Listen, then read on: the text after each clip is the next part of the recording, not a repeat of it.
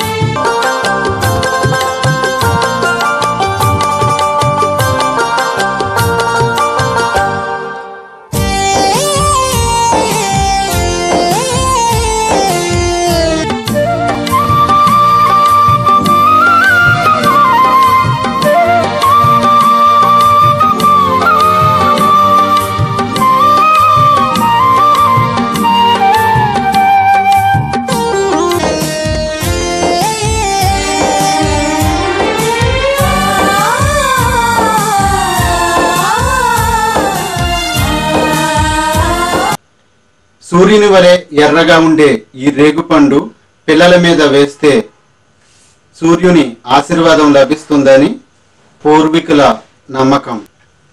వైద్యపరంగా చూస్తే నేత్ర సంబంధిత, జీర్ణ సంబంధిత సమస్యలు తొలగుతాయని నమ్మకం.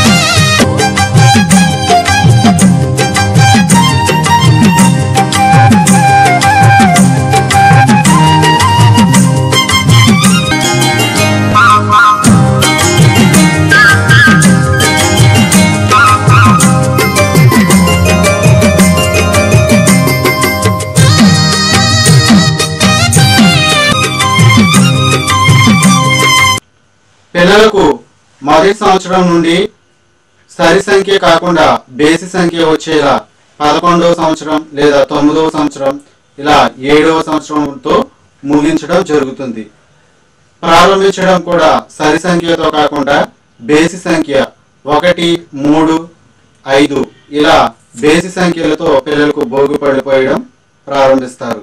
ప్రతి ఏటా ఈ భోగి పళ్ళు వేసే ఆనవాయితీ ఉంటే 11 సంవత్సరాలలో ఏదో ఒక సంవత్సరం కూడా కొంతమంది ఈ భోగి పళ్ళు పోసే ఆనవాయితీని కొనసాగిస్తారు.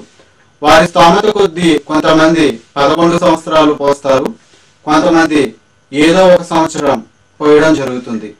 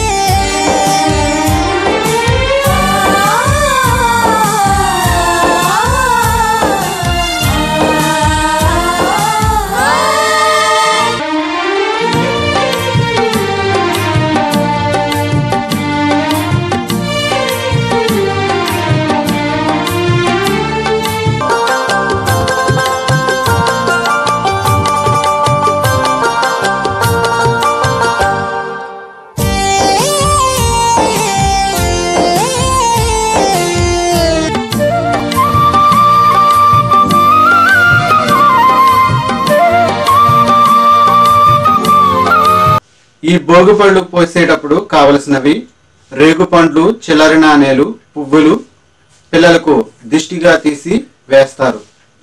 నరనారాయణుల స్వరూపమైన ఆ శ్రీకృష్ణునిగా భావించి పిల్లలను చిన్ని కృష్ణునిగా భావించి ఈ భోగి పళ్ళు దిష్టి తీసి వేయడం జరుగుతుంది.